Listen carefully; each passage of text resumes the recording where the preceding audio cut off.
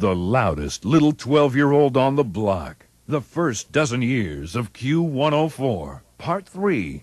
Loud and Proud. 27 here in the Big Morning Show. Here's one of my personal favorites, Hair Supply. This is the sound of an AM stereo radio being ripped apart by a Q104 chainsaw. Halifax, Dartmouth, Nova Scotia. Get ready for Jake the Ripper. Mornings on Q104. Q104. The Rock of the Atlantic. 6 o'clock Rock Report, and as promised, Man for Man. Oh, by the way, tonight is special. We've also got the first part of the Gary McCracken interview. We're going to look at Max Webster for the next 3 nights running. They're beginning their middle and their end, I guess. As well, tonight is really special because we don't have any stories about Michael Jackson. Yeah, I know how you feel. This is the 6 o'clock Rock Report on Q104, and tonight we look at the very last part of our Max Webster special, 3-part special with Gary McCracken. Tonight I talked to him about the breakup of the band, their very last album, Universal Juveniles, and Pi Dubois, the lyricist, who was in effect the 5th Max Webster. Someone once told me he works in Toronto at a mental hospital. Is that wrong? Well, no, it's not wrong at all. He's an orderly at the Clark Institute. Hi, this is Mark Holmes and Sergio Gelli. We're both from Platinum Blonde. You're listening to our new single, Standing in the Dark, on Q104. Well, the new album is here, and we've got Platinum Blonde in the studio. I'm taking a stab here, Mark, but was the little boy you? I don't know. Come on. Can't reveal these things. It was, wasn't it? Yeah. Yeah, I thought so. Were all the songs recorded during the same sessions, or did you do some and then come back and do some more? No, well, we did the 6 initially, and then we came back and did the 4. Dance Little Sister Dance by the Rolling Stones, and it's a great idea unless your sister weighs 300 pounds. Hi, I'm Lee Aaron, and you're listening to the 6 o'clock Rock Report at Q104, the Rock of the Atlantic. 8 minutes now before 7 o'clock, and Doug Caldwell is literally moments away from the air. And that's awfully scary, isn't it? He's got some kind of good rock and roll coming up tonight, as well as the Top 20 Countdown. We'll talk about that later. Right now, it's Palace at 4 a.m. again, right? Yeah, it's time to get weird. I want to tell you about a Palace at 4 a.m. gig. Okay. That they did in Toronto at a club called the Rivoli. In the Rivoli Club, there's a restaurant and a bar at the back, like a different room with a bar. And they set up on the stage in the bar a 5-foot-high teacup made with canvas and wood and such, and played fancy lights on it. And then they set up their sound equipment in the restaurant, and they piped the music into the bar. So people in the bar could hear the music but couldn't see the band, and people sitting in the restaurant could see the band playing in the corner but couldn't hear anything. And that's sort of like what the Palace at 4 a.m. is like. What are we listening to? This is called I Go Hungry on Q104. Sadly, Kimrelda LeBlanc passed away in August of 1994, a month after receiving a heart transplant. Kim earned her M.A. in English at Dalhousie and held several teaching positions. She had planned to pursue her Ph.D. at the University of Alberta. Isn't that great? I love it. This is Q104, the 6 o'clock Rock Report, and half of the Q Zoo is here from the morning show. I don't know what's going on. Bizarre. Rockin' Ray Plourde was an incredible burst of youthful energy and confidence and cockiness for a young sprout. He was 22 years old.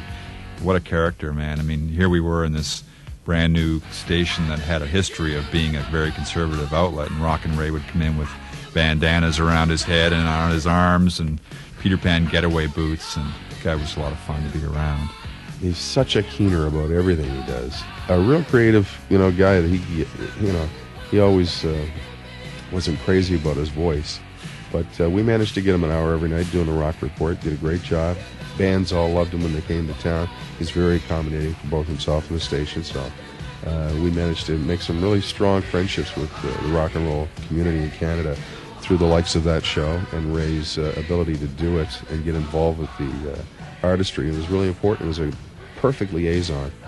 Before Ray entered showbiz on Q104, he figured the name Ray Plourde was lacking that radio ring.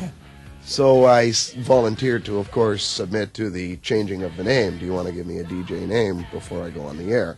And we hemmed and hawed over a few different types. I can't recall any of them, but Andy, who was kind of pumped up and kind of doing his game show routine in the meeting, kind of went, "Hey, how about Rockin' Ray?" No, it's great. Ray, Rockin' Ray, and it rhymes with Andy K. Hey, Rockin' Ray and Andy K. And he's sort of doing this thing, and I was thinking, oh, God, no, it's too 50s. It's too big bopper. It just sounds corny and cheesy. And no, please, Andy, no, anything but. But we really never came to a decision on that, and it never really got resolved. And then when we finally did get on the air and the first night came, I came in from production with all my papers and stuff. A little nervous first day. Everybody had the first day jitters. We were all pumped up, lots of energy. But I guess I forgot to check one more time. What did we agree on there? And so he hits the microphone, and I'm in the opposite announce booth between a wall of glass, and it's like the ID rolls that we prepared for the Rock Report, first one. And Andy goes, "Okay, and it's time for the Rock Report. I'm Andy K, and here's my good buddy, Rockin' Ray." And I just kind of sat there in my chair, actually, for a second. And, "Hi, Andy." And that was it. That was it. I had that tag for the rest of my life. Thank you, Andy K, because it rhymed with your name. I've come to live with it, though. People seem to have accepted it all right. It got shortened a lot to just Rockin', which I could live with. Don't stop running. This is Doug Caldwell coming up this hour on the Countdown. One more cut from the Q104 Homegrown Project album, this week's prime moving album. We'll be hearing from Tyrant, also Twisted Sister, Rat, Bruce Springsteen, Billy Squier, Kim Mitchell, Helix, and Mama's Boys is next.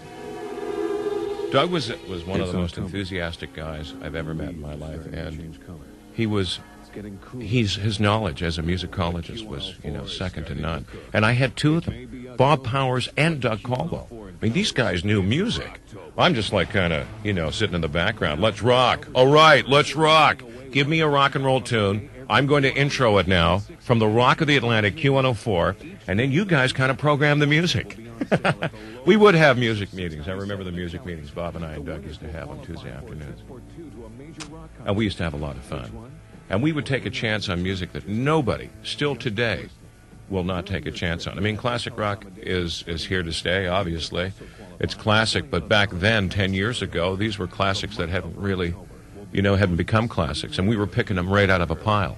October may be cold, but Kelly's Rocktober is sizzling hot on Q104 FM, the Rock of the Atlantic. And we're going to make somebody a winner right now with Kelly's in Q104. If you can tell me what the number 14 album was this week on the Countdown, you've got yourself a copy of VOA, the latest release by Sammy Hagar, courtesy of Kelly's Electronic World in Q104 FM. Doug Caldwell was part of the audience who grew up thirsting for rock radio in Nova Scotia, a rock audience with tastes that had never before been catered to, not on radio and not on television.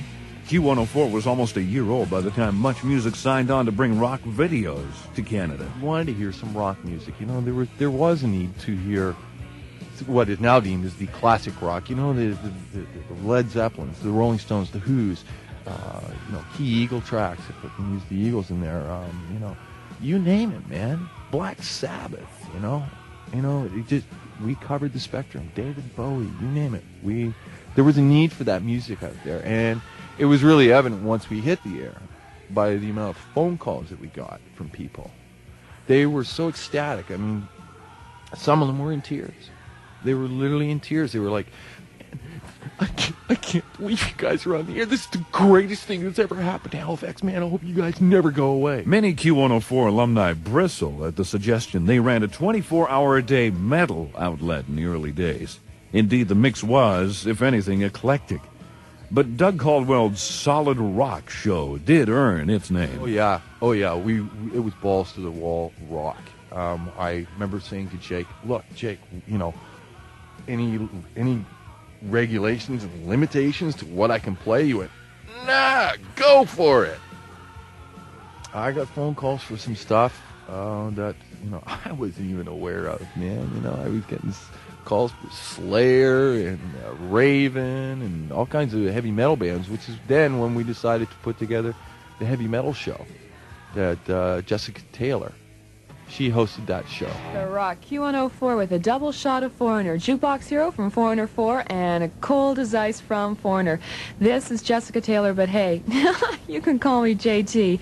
Did you see Boy George on the Grammys last night? He's such a neat-looking character. I know, I think he should fix his makeup.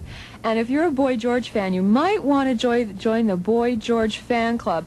They send you a kit, and it includes a mask to hold over your eyes so you don't have to look at George while you're listening to him, a totally blank button so no one will know that you're a club member, a sheet of lyrics to the fan club's official song, If This Is Culture, Give Me a Club, a photo of Clint Eastwood to keep in your wallet so no one's going to think you're a sissy.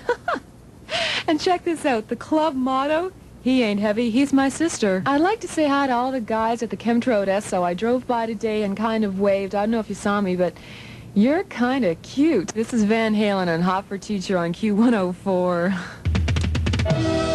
Q104 Genesis, Home by the Sea, parts 1 and 2. I'm Jessica Taylor, and it's easy to tell we're all looking forward to the Q104 Who weekend coming up this weekend.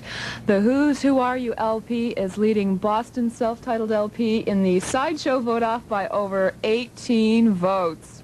Q104 with the Rolling Stones and Too Much Blood.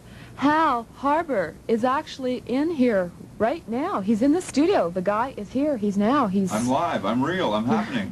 Yeah, and you're wearing sunglasses again. A lot of the shades. You got more shades than I've got sweatshirts, man. You know that? Yeah, I've got a drawer full of shades. You do? Yeah, sounds like an album, doesn't it? A drawer full of shades. Jessica Taylor, sweet voice, really nice person. And she's another one that really had it, you know. It's just a natural kind of voice, you know, just blessed with a... It was like an angel's voice coming down from the heavens. Yeah, really nice, sultry, sexy voice. Jessica Taylor was doing the all-night show in the early days. And when she'd get off the air at 6 a.m. and we'd go on the air, she'd move into a sidebar's office and call us up on the phone as this airy young nymph groupie named Bambi. And she'd get into some kind of suggestive talk with Brother Jake. And eventually we incorporated her boyfriend, who I played. Now I'm trying to think of the guy's name. It was something like Scuzz or Spike. And I was always, yeah, what do you want? Like, I was always a completely burned out and the wrong guy for her. And Jake would give her this advice on the phone. You know, the guy's a loser. What are you doing with him? And I'd be coughing and hacking in the background. But she became a hugely interesting and big character. People thought she was real. We'd do remote broadcasts, and they'd all want to see Bambi. Bambi, oh my God. Well, I guess that wouldn't be too sexist right about now, huh, in this politically correct world? Yeah. 7:10, 10 after 7. Alan Parsons, the eye in the sky, is watching you. And for Wood Motors, he is out there somewhere. I believe his car broke down, and he walked into the Dull Parakeet Bar and Grill. He's on the house phone. Hal, are you there, bud? Yeah, I'm here. How are you doing this morning, pal? Not bad. Boy, let's tell you, what a great menu they got in this place. I thought I'd stop in and call the tow truck here, but I'm going to stop off and have something to eat. They got, check this out. Water-washed cheeseburgers. They have homegrown autographed meatloaf. Roast moose, parakeet teeth, a whole mess of catfish, French fried fender skirts, handheld hot dogs. Incredible. Whoa, just a second. Here comes the waiter. Watch this. I'll stick my leg out and trip the guy. Watch. Sorry about that, pal. Can I have some chicken soup? No, on second thought, hold the chicken and make it pea. I'll talk to you in a bit. There he is. What a crazy guy. Due to the tremendous response for the Fun in the Sun sale, it continues at Wood Motors Ford. No down payment, no payments till May and approved credit. Get the details at Wood Motors Ford. Where else? You know? Okay. The V's cards are brought to you by Coca-Cola, Hostess Potato Chips, and us, Q104. Bambi is next. 7:18, 18 after 7 o'clock, and, if you haven't got up, you've been missing Bambi. Well, it's that time. Hey guys and gals, it's that time again. This is Between the Sheets.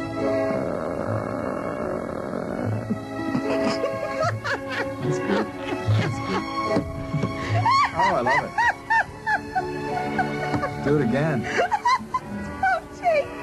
Oh, fantastic. Oh, my God. We're going to have every... Unbelievable. Stop What do you think, it. Ray? We're going to have every... Don't tease me. We're going to have every... I didn't think she was like this.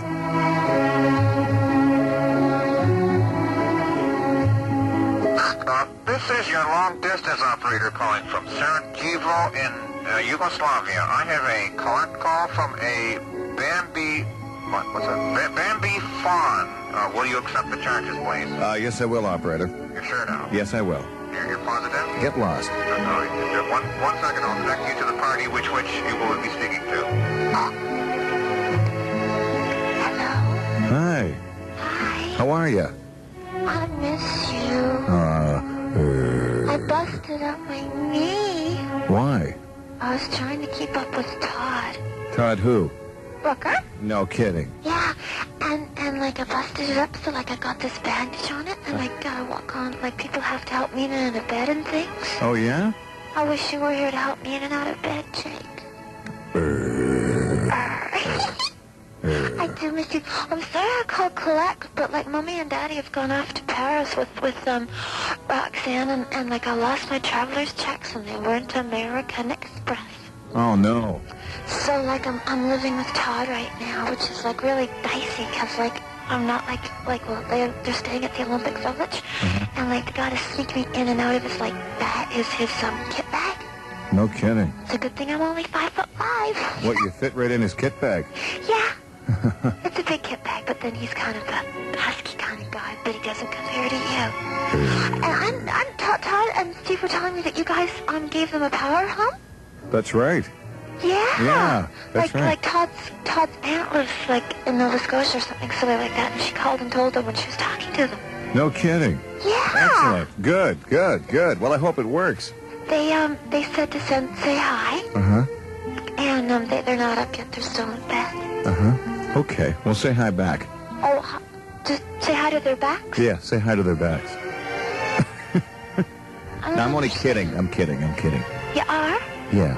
Can I have a great big hug when I get home? Yes, you can. From you? Yep. Okay. Yeah. Okay. I guess I got to get going. This is costing us a lot of money. Oh, okay. Okay. How about give me a power hum or something? Okay.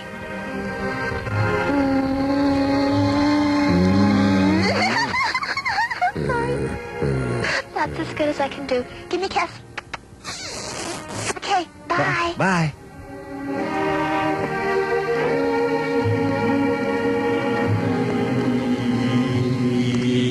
And there it is, the power hum that sent the Team Canada into victory, sent the V's into victory. Boy, we're bad. Bad with that power hum, baby. Canada takes on Austria today, so let's direct this hum Do they really? right now. Yep. Okay, everybody look towards Sarajevo. Sarajevo. Direct that major hum.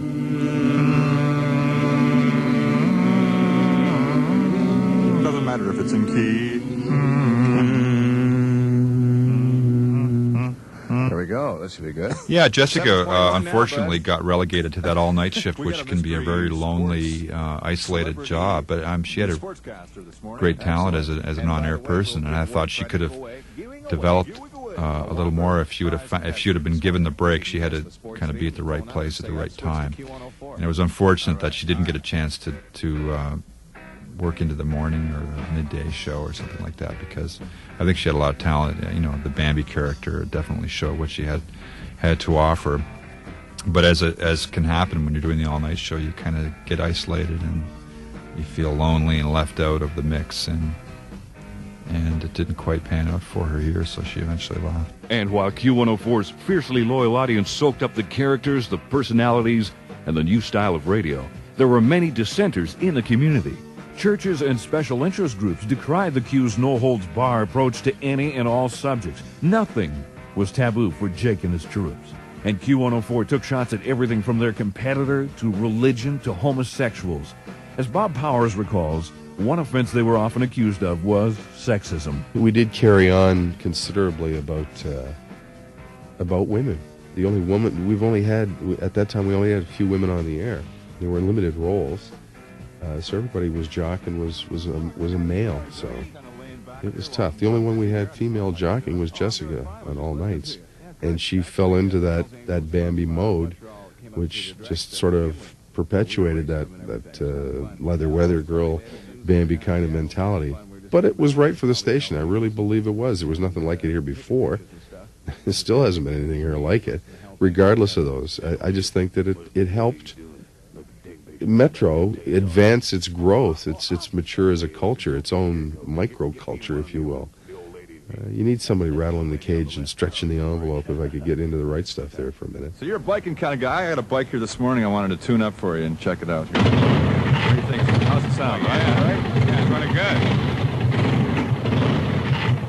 How'd you get that thing in the control room? Up the elevator, down through the men's washroom, across the coffee area, and through the donut shop, and that was it. What Ernie Patterson say about that? What did he see? Wait till he sees you now with a motorcycle in the station. You're gonna get it. The Q image embraced all things rock and roll. Leather, motorcycles, pretty women, and... drugs? No, I have no comment about that. It really wasn't as bad as people probably thought. You know how it is. Rock radio and DJs, they expect you to be doing heroin. Well, that wasn't the case, but I mean, I imagine there was a little bit of minor league libation going on. I'll only say this. People were constantly locking themselves out of the control room. I don't know why. One morning at 6:15 a.m. in the morning, Brother Jake and I stepped out onto the balcony for a breath of fresh air on a beautiful summer morning to check out the harbor. And it's hard to believe, but the door of the control room locked behind us. It sounds like a silly made-up story, but it's true. The door of the control room locked. We ran into the news booth, which is where we are now, looked into the control room. We realized we had 2 cuts on the record to go before this one played out. So we had roughly 15 minutes to go. We called the engineer to try to get him to come down. In the meantime, luckily enough, we jumped into the news booth here, and we had a live mic that we could... But we were on the air for at least 10 minutes with the sound of a record going behind us, and we had to keep talking and improvise until the engineer came and opened up the control room. We got out of it. But it was classic. It was hilarious. It was like WKRP all over again. I've never seen Jake really white. He was concerned. I remember the time we discovered that the ventilator at the Queen Square penthouse outdoor balcony, south balcony, funneled into the engineer's office downstairs. It's true. Ray told me. A mist rolls over the Nova Scotia landscape like something from another planet. 15 tractor-trailer trucks pass through the fog, dispersing it into 1,000 tiny wisps of smoke. They descend on Halifax, Dartmouth. Get ready. He's coming. Pope John Paul II, Nova Scotia Tour 84. Pope John Paul in concert. You'll be dazzled by an incredible light show. Flash pots, lasers, and a sound system that will blow you away. Pope John Paul II Nova Scotia Tour 84. Special guests, Perry F. Rockhead, Mike Jagger, Billy Graham, the Reverend Ernest Kingsley, and Rex Humber. Tickets on sale now. Don't miss Pope John Paul II Nova Scotia Tour 84 coming soon. Wasn't that fantastic? The Pope's Tour, I thought, was probably one of the better things we did. And I remember the words, he's coming to our town with a long flowing gown, with a light show they say will blow you away. And we were all dressed up. We had a Jewish guy, for Pete's sakes, as the Pope. Ken Ross. Yeah, he was Jewish anyway, the Star of David hanging off his... I mean, this is sacrilege stuff, especially in Halifax. But here's the word. Parody. Parody. And we'd have to explain to everybody that it was all parody. And we ruffled some feathers back then. And I remember when they erected the cross, the huge cross where the Pope was going to come in on the long flowing fishnets. All of a sudden, you've got 4 nuns, 3 of them with mustaches, 2 of them smoking cigars. There's an archbishop. There's me. I was the archbishop on lead guitar. Hal Harbor was another archbishop, and anyway, I mean, this is sacrilege stuff. So now we've got the song. We're doing the song. We get the song recorded. We're heading back to the cable station. They were going to run it. The cops. First of all, the cops come in. There's lights going. There's a police escort that escorted us off the property. Said, Jake, please. Oh, Jake, brother Jake. This is so you. Listen to you every morning, bud. Excellent. So, we leave. Well, we're not going to bust you. You won't go to jail. Oh, please throw me in jail. I want to go into jail and do my show from there. Well, really? Will you say hi to the precinct? Yes, we will. So we're leaving the property. They get the tape. They take the tape from Cable 10. It never ran till much later, and basically in a lot of homes. But it was fantastic. I mean, we just did stuff. Today would be far and above anything going on in any city.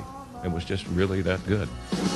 You heard it on the TV, you heard it on the show.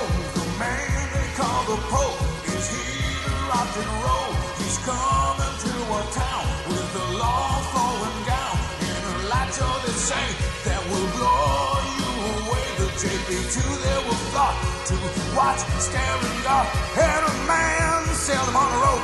Never to poop the Pope. You see pictures of his face on dishes, cups, and plates, and it wouldn't be long. JP2 who's got a song. JP2, we love you. JP2 and your paper crew. JP2 who needs a motley crew. 284, there is so much more. Heard it on the TV, you heard it on the show.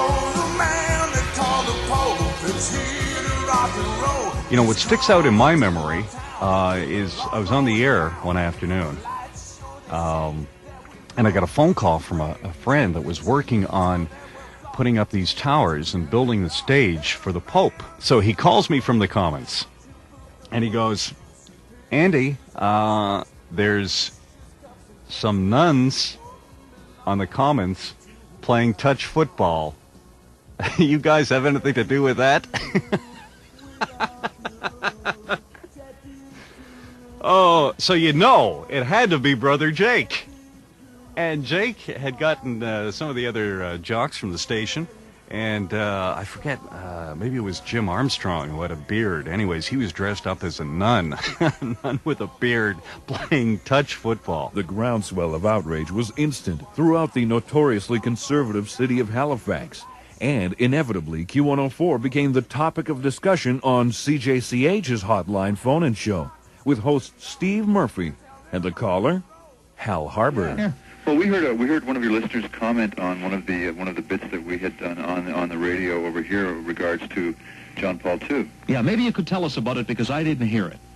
Well, we did two different things. We did a commercial, which was a kind of a takeoff on John Paul II coming to town and making it sound like it was a big rock show with lights and gear and all that. It was actually an idea taken from Ted Wallachin, a comedian in Toronto who does the Comedy Bowl there, and we kind of adapted it to make it more local and current. And we also did a song called JP2, We Love You, and it's all about John Paul coming to town. And we did that with a music backdrop that was provided by Foreigner off a record. It was all in good taste. We had fun with it. Our listeners enjoyed it. It was all in good taste. That doesn't seem to be the universal opinion. Well, the good taste was, the words of the song. This is Jake. How you doing? Good, Jake. The words of the song were basically, he's coming to town with a long flowing gown, we love you, JP2. It was done to a little bit of a rockier version because we're a rock station. Yeah, but what I'm getting at is the suggestion that the Pope is bringing, I think the expression was, a laser light show to the Commons or something of that sort. You know, it occurs to me, gentlemen, that we're talking about the Bishop of Rome here. Yeah. We're not talking about some rock and roll creep. We're talking about the Pope. Well, you think all rock and roll people are creeps? Didn't say that. That's what you said, a rock and roll creep. I said we're not talking about a rock and roll creep. We're talking about the Pope.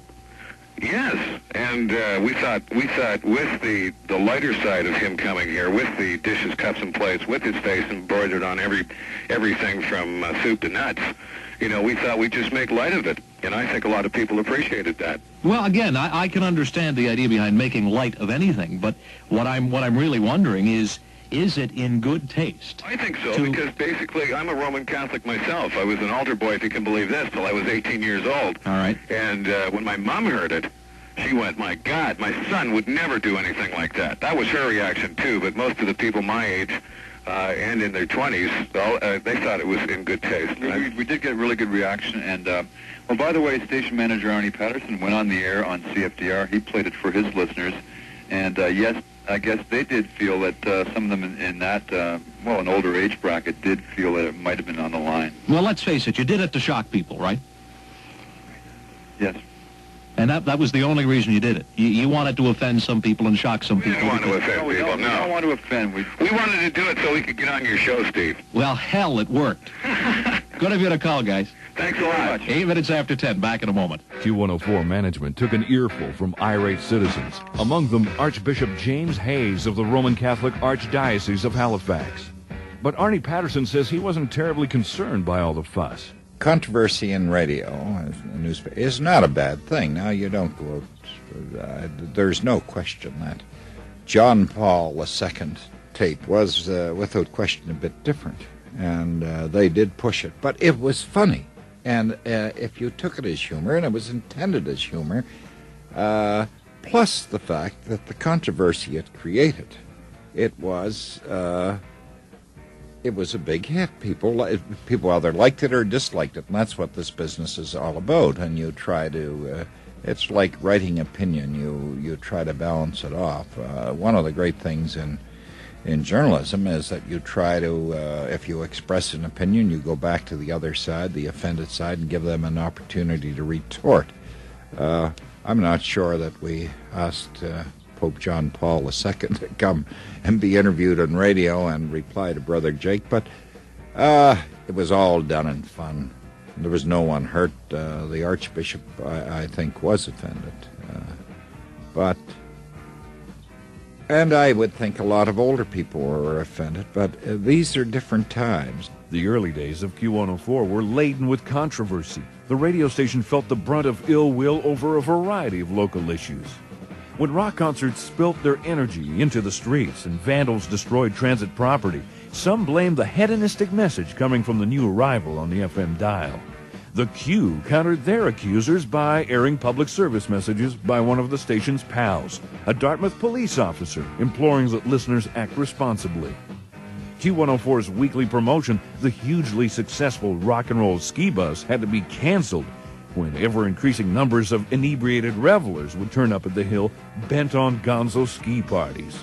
The station's unrepentant disregard for convention and its tendency to buck the status quo had conservative politicians like Dartmouth Alderwoman and former Mayor Eileen Stubbs calling for Arnie Patterson's FM license to be revoked.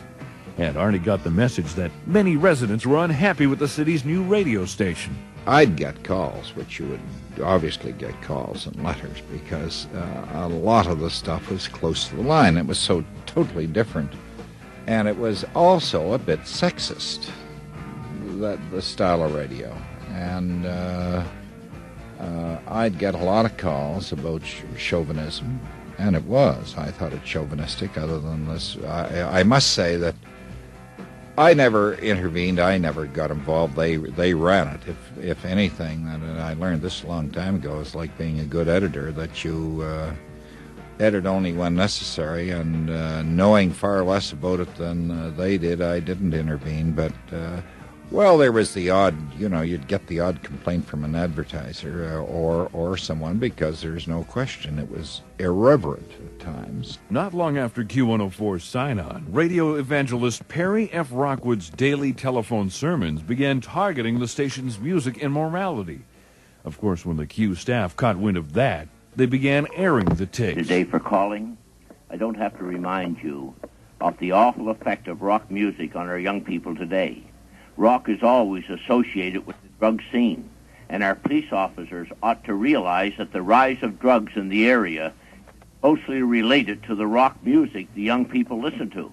The fact that drugs are a part of the rock music makes the drugs acceptable to our young people, and that's why we believe the new rock station in Dartmouth is the most evil influence that has come to our community. The Rolling Stones, for example. Perry F. Rockwood was out of his mind. To this day, still is. Is he still alive? Is he? Somebody must love him up there. I remember in a parking lot, I was going to run him over one day. He was so upset. He would, we weren't running his stuff on the air. And I said, look, every radio station I worked in, the Maritimes, you've been on the air.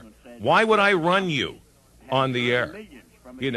And then he had, I remember what happened. Yes, he had he had an assembly going out, an outside assembly, and invited everybody, and I guess they were running on CJCH at the time, one of the radio stations, and I had heard about it, and I said, oh, my God, and he was telling everybody about the evils of rock and roll and that radio station across that Rock of the Atlantic, Q104. Well, when I got wind of that, it was a potpourri. Okay, your potpourri. We were on the air. I had every radio announcer just slam Perry F. Rockwood and had some of our people go over to the assembly. And they were just, long live Q104 rock and roll, and we made the paper again the next day. Yeah, I was gonna run him over. I saw him in the parking lot. I pointed the SVO Mustang in his direction and nailed it. I remember him going for cover. As well, we were running his program early Sunday mornings. It was one of those things that he'd pay for half an hour Sunday at 5:30 a.m. or whatever on CFDR. And I remember being on the air one day and hearing one of his shows about pantsuits and slacks dishonor God, women's lib is off the devil. And I put together a little splice job of one of his programs where he claimed that a DJ, similar to myself, had been on the air at 6 a.m. rolling his tape and had been saved through his message. And so there was phrases in there containing things like, I am a DJ, I am not happy, I am a DJ. And then I spliced that all up so it made him say a little, sound like it was the Reverend Perry F. Rockhead. Of ages, of ages, of ages. The Fire Escape on Q104. Flying in the face of its bad boy image, Q104 again took responsibility for the message it conveyed to the young and vulnerable audience. Jake Edwards enlisted Keith Wells, a born-again former rock musician who was hosting an all-night show on CFDR, to create a Sunday morning Christian rock show called The Fire Escape. Natal day. I think it's time to go home. Yeah. So keep the faith, keep the testimony. Maranatha. Yep.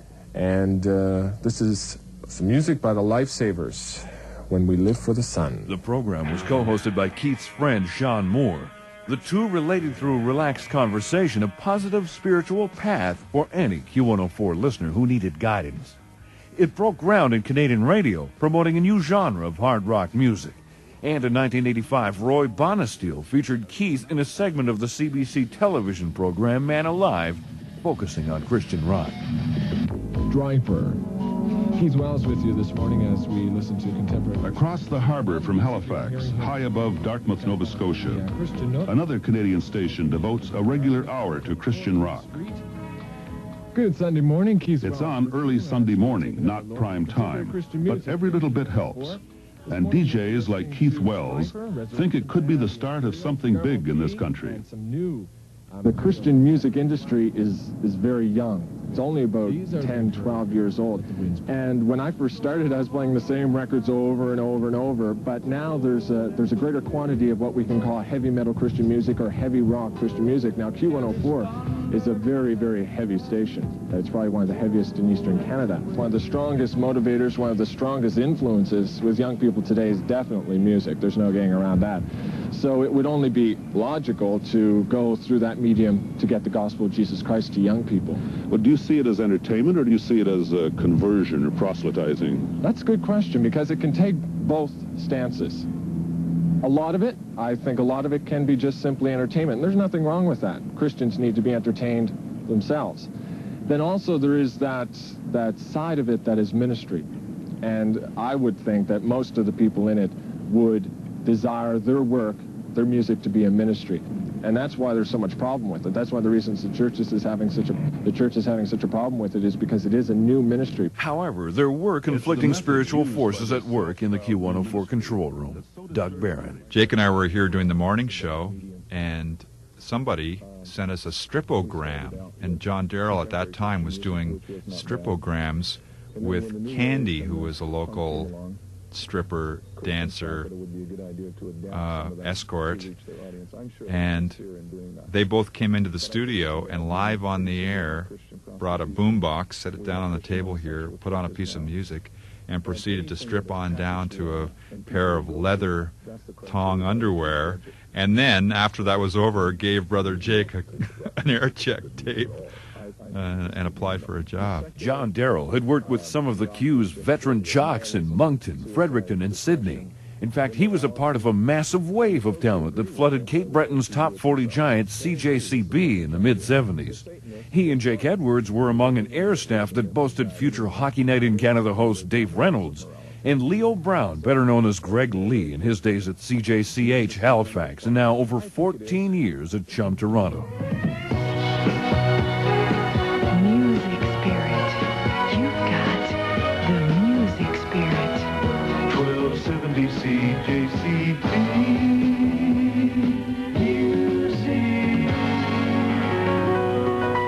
CJCB, Cape Breton's music leader with JD on a Friday. Thank the Lord for the weekend. It's finally here. This is Carol Douglas. Winds gusting outside now to 90 kilometers per hour. Wear heavy shoes or, like me, bring your wife. It'll help. This is Wednesday. That's Wednesday on a Friday from CJCB Trading Center coming up in 1 minute here. When he joined Q104, John Darrell adopted a new persona, the Shadow. And as Jake, Andy Kay, and Doug Barron recall, the Shadow was one of a kind. Yes, there's a strange one. I remember hiring him and coming in one night, and he had candles lit all over the control room. And I said, "What are you doing?" He said, "By the way, I'm a witch." You're a witch. Right, you are. No, I am. But I'm a good witch. Well, that's good. That's good. Listen, before you leave tonight, would you mind putting out all the candles? I like to see the station standing when I get in here tomorrow. But he had candles going and incense burning in the studio, Q104, and part of the wall fiber caught on fire. So I remember coming in after the weekend shifts and looking at the wall going, what happened? And then, hearing the story about a small little fire in the control room. That was kind of a shocker, but then again, blessed with the golden pipes. I mean, obviously, people have different stories to their lives. Some of them are weirder than others, and you can't worry about what happens outside the microphone and what happens outside the radio station because, if you're an artist and you're an entertainer, there's a lot of idiosyncrasies that go along with it, and I think that's what makes the broadcaster interesting to listen to on the air. I remember when Keith was doing the Christian show at the same time as The Shadow was on, and The Shadow had his kind of pagan, satanic leanings, and it was funny because they were in the building alone together, and there was this kind of dark versus light and good versus evil conflict going on subconsciously. And I remember the Shadow apparently had a pentacle medallion on, whatever that represents in the world of Satan worship, and it broke and fell and landed on the floor. And I remember somebody told me that Keith found it on the carpet floor, walked to the balcony, and chucked it. It makes for an interesting ride when you got John Darrell working at your radio station. But, I mean, as the Shadow, he worked very hard on his show. He'd go out and get all kinds of tape beforehand, interview kids on the street and on the phone, and tremendously creative guy on the radio. And I enjoyed his show while he was at Q104. The McKay Bridge overpass. Thank you very much, Legend. Sounds like a good deal to me. Now, through the magic of radio, this is The Shadow. We bring you back to the night of April 14th. It was a good night. Remember? Huh? We talked to the kid.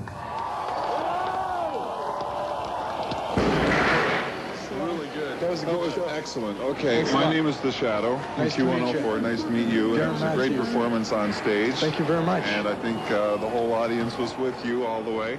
Your I name felt is, again? Darren Matthews from Woodbridge, Ontario. And how did you get in on this whole... It was through Much Music, the television pay station in Toronto.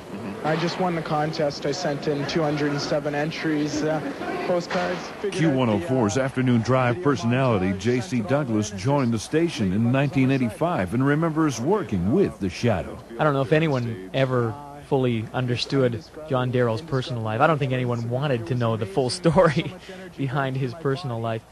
But I was a fan of his from back before I started working at Q104, and when I got here, I could see the effort he put into show prep. And in the production studio, I mean, he would work with tape, he would go out and get tape. The day the shuttle disaster happened and the space shuttle exploded, remember how emotionally charged that day was. And anyone who tuned in Q104 at 7 that evening to hear what the Shadow had to say about it was not disappointed. I mean, I remember listening and hearing this montage of space sounds and space-oriented music and actualities from the actual shuttle disaster, and it was really moving. He was a master. He was great in the studio. He really knew what he was doing. Something is gonna miss. This is Shadowcraft 939. We just couldn't stand it up here in space. We've dropped down to Earth for a few minutes in Atlantic Canada. Basically, we dropped down to find out how Atlantic Canadians feel about the tragedy that occurred with Challenger earlier on today. Here's the report. He also had this weird on-air production technique where he would run a reel of tape continuously over the record head of one of the reel-to-reels in master, and he'd set it on output, reproduce, and he'd pot it up a little bit so that everything going out over the air would go out with a little reverb on it. He liked how it sort of melded everything together. You know, you couldn't notice it so much on the music, mostly on the voice. But I remember working in Prod, and John couldn't wait to get in there. He couldn't wait for Ray to get out at 6 o'clock and into his rock report mode so that he could have at least an hour to poke around in the production studio. He'd produce features like the Shadow surveys, which were very funny, very cute. I think John was actually folksier than he was given credit for. In the beginning, there was nothing.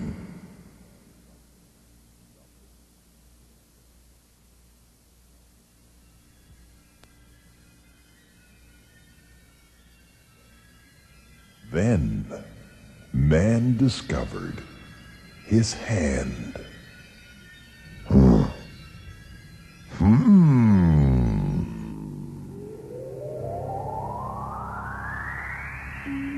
Years later, man turned to moss for relief.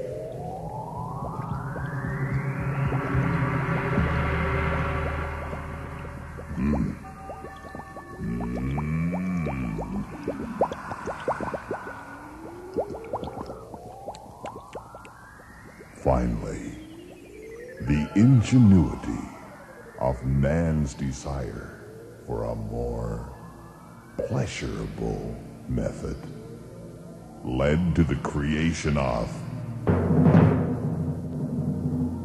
toilet tissue. The question now is, how do you hang it? So we ask. Hi, this is Shadow Survey number 2, and this week we're doing a survey on toilet tissue. Do you hang it inside or outside? Are you an insy or an outsy? We don't use it. What, pray tell, do you use? Oh, secret. Shadow, only the Shadow knows. Ask him. Hi, doing a survey on toilet paper. You're doing a survey on toilet paper, and we'd like to know whether you hang yours on the inside or the outside. The inside, Why? because it looks nicer that way. Inside. Why? It's easier to grab.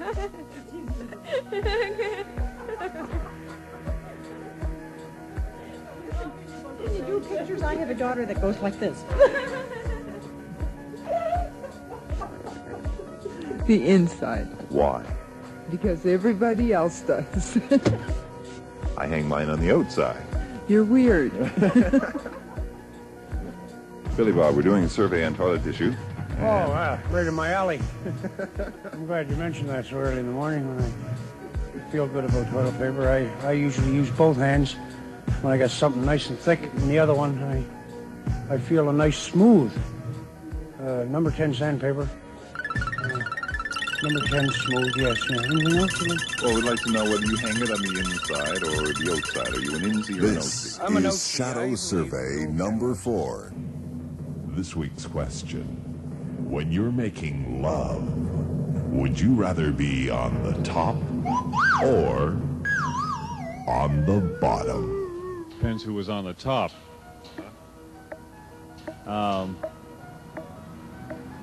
That's it. Confusing. It's too confusing. What about you? What about you? I'd rather be on the bottom. Why? I'm scared of heights. On the bottom. Why? Quickest way out.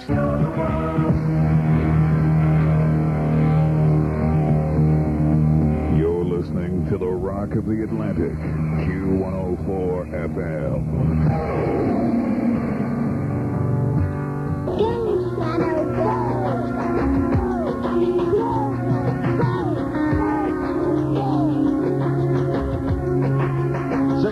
The rain is warm. Walk in it. This is Don Henley from The Rock. Shade Man, walk in the rain. Take in the passion, take in the pain. Learn that it's perfect, that all things are one. There is unrest in the forest. There is trouble with the dreams. It's a Pink Floyd weekend on The Rock of the Atlantic. Wish you were here. You can sit right here. There's lots of room. Got room for another chair. You can sit in my lap and we'll talk about whatever pops up. Huh? In part 4 of our trip back in time, the legends of Blind Bart and the Q Cowboy, and more Q mischief as Arnie Patterson goes under cover of night to pull off Q104's wildest stunt ever as the Rock of the Atlantic makes waves.